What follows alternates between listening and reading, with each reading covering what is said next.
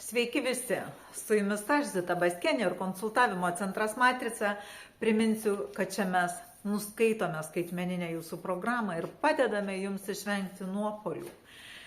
Jeigu žinoma jūs pasiruošę veikti tą linkme. Tai šiandien žinutė ir jaunuoliams, kurie užsisėdi mamų lizduose, ir tuo pačiu mamoms, pagal vieną iš konsultacijos istorijų. Vaikinas, kuriam 35 metai, ateina į konsultaciją po traumos darbe, trauma rimta ir jaučia, kad jo gyvenimas kažkaip stringa, viskas kažkur uždaryta. Ir ką mes matom? Vaikino grafikas. Matom, grafikas kyla į viršų, ar ne? Toliau prasideda profesija. Profesijos etape grafikas turi pelkę. Pelkė reiškia žmogus neišeina į situaciją profesinė prasme, į jos atsakomybę. Jis nesimoko. Kalbant konsultacijoje, taip ir yra. Žmogus nėjo niekur mokytis, jis tiesiog nuėjo ieškodamas klausimų, iš kur gauti pinigų, todėl nuėjo dirbti. Jo kodas yra antram vibraciniam dažnį, intelekto dažnį, kur būtent ir yra žinios. Kuo daugiau žinių, tuo daugiau žmogui atidaro visur kelių. Jeigu tik žinios tame etape nustumiamos ir paimami pinigai, tai niekas neatšaukia nuoseklumo principo matematikoje. 1, 2, 3, o ne 1, 3, 2, ar ne? Todėl ten kelio jam netidarys. Tai profesinė pelkė. Profesinė pelkė baigėsi, tada yra momentas šeima. Grafikas po truputį pradeda kilti. Ir štai 28 metai. Pirmas sprendimas, kuris gali jūs arba atsimušus į savo silpnybės mesti žemyn, arba nulaužus savo silpnybės, jums gali atidaryti kelią aukštyn. 28 metų vaikinas turėjo santykius su mergina, bet jis nedrįso kurti šeimos. Nenorėjo galbūt atsakomybių, galbūt įsipareigojimų, galbūt kažkokių pareigų daugiau užsikrauti, ir jis tos šeimos atsisakė. Priminsiu, kad vaikino viskas, kas veda žemyn, yra trejetas, nenoras turėti vaikų. Praeitam gyvenime ženklas, vaikinas neišjudėjo iš pelkės, nedarė jokių pokyčių, todėl šiam gyvenime kuo daugiau pokyčių, prisiėmimo, atsakomybių, kuo daugiau judesio, tuo būtų geriau. Vaikino karmos klaida – tėvystės arba motinystės atsisakymas. Ir kągi mes matom? Čia šitoj vietoje, jeigu jis būtų sukūręs šeimą, prisiėmęs rūpesčius ir atsakomybės, automatiškai matrica nuskaito, kad jis karmos klaidų nekartoja. Kai jis šitoj vietoje tų atsakomybių neprisima, jo nekelia į viršų, nes kelti į viršų gali mūsų pasirinkimai, niekas kitas, lifto matricoje nėra. Ir tada jis štai čia 28, jam viskas pradeda strigti.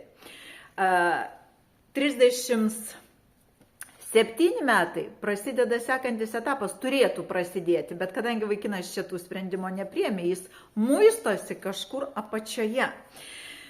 Visos užduotys su šeima turėjo būti atliktos, jos neatliktos. Todėl dabar ir trauma, ir visa kita. Kodėl?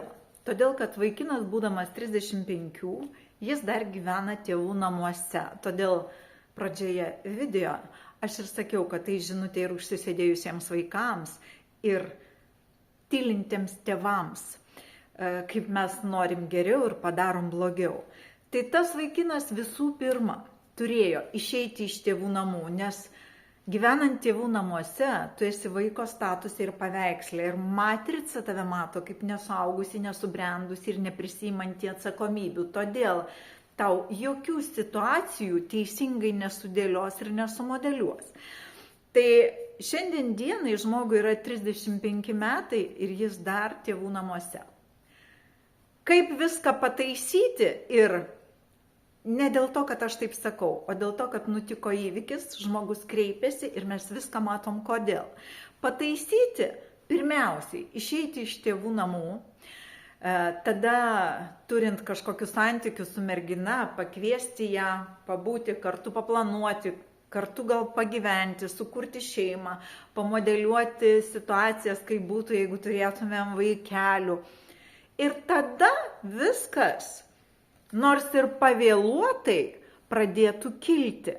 Ir yra tikimybė, kad daugiau niekada žemai nekris, nes teisingų požiūrį į šeimą būtų buvę taip, kadangi požiūris neteisingas, lygiai proporcingai atvirkščiai. Na, jeigu mes matom grafiką čia taip, tai kai žmogus nepadaro, jis lygiai eina priešingų minusinę trajektoriją, bet atitinkamai viršus apačia. Tai mes pakalbam ir viskas aišku. Ką dabar, kokia žinutė mamai, tai ir kitoms? Kai jūsų vaikas jau virš to amžiaus, kai baigė kažkokį mokslą, pirmą universitetą ar ne, ir jis dar namuose, jūs turit neišvaryti jo. Kažkodėl moterys supranta, lyg jos atstums savo vaiką. Jūs suprantat, kad jūs prisiimat tokį didelį, nepabijosiu pasakyti, nusikaltimą, nes jūs tampat kalta. Žodis nusikaltimas ir yra kaltė. Ir jūs ir jausit tą kaltę visada, jeigu jūs nepasakysit, sūnau, tu jau savarankiškas, tu viską gali, tu uždirbi, tu esi stiprus, tu gali viską pats. Ir žmogus pats atsiremdamas į tą jūsų pasitikėjimą lengviau išeitų. Netgi jeigu jūs jį pastumsit ir aštriau, pasakysit, kad užtenka, aš nenoriu jau gyventi su tavimi, aš noriu būti laisva, noriu savo namą, irgi bus geriau, negu jūs prisiimat tą kaltę.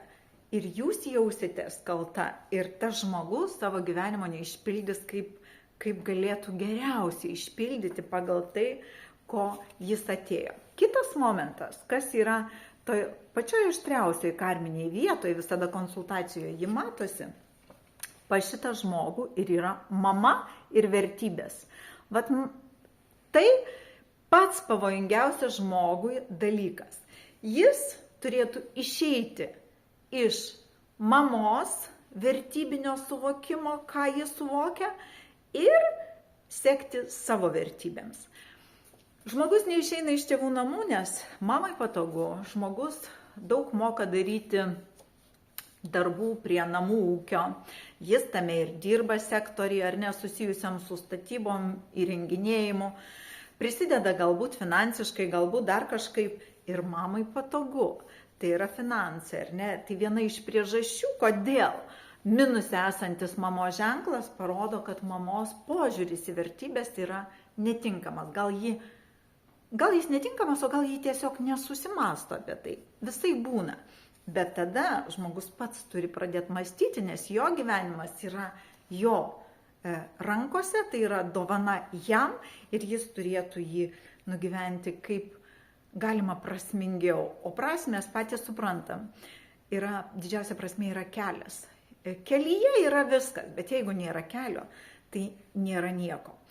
Tai prasideda momentai, kad jeigu mes profesijai įstojom į pelkę, dažniausiai ta pelkė po to atliepia tolimesniuose etapuose, kai ateina apie verslą ir darbą. Bet kartais mes tiesiog neišlipam, nes čia nepraėjom 1, 2, 3, o norim 4, 5, 6. Taip nebūna. Mūsų valioje praeiti greitai, bet prašokti neįmanoma nieko. Todėl, kad pasaulio struktūroje mes esam detalė. Ir mes galim tik tai teisingai veikti struktūroje ir nemaišyti struktūrai aukti, neužkirsti struktūros proceso veikimo. O kai mes kaip detalė patys lūžtam, mes gadinam struktūrą, neleidžiam struktūrai tinkamai veikti ir tada struktūra mus sulaužo arba išspjauna iš mechanizmo. Tai labai ačiū už jūsų dėmesį ir labai tikiuosi atkreipti dėmesį į tai, kai vaikai užsilieka mamų lizduose, kad juos reikėtų išstumti, norint jiems gero. O jaunuoliams pasakyti, kad kol jūs neišėjot iš tėvų namų, per anksti išeiti gal irgi kartais galima paklysti, turbūt dėl to ir yra tam tikri ciklai, kai jis pasibaigia, mes galim išėję sėkmingai vystyti savo. Tai jūsų dėmesį noriu atkreipti, kad kol jūs vaikas, jums niekada neatidarys suaugusio scenarijaus, kuriame ir vaikai, ir šeima, ir verslas, ir sėkmė, ir populiarumas, ir profesiniai kažkokie aukštumų dalykai, ir scenos ir panašiai. Viskas gyvenime yra susiję. Todėl linkiu visiems nebūti medyje, o būti medžiu. Ačiū.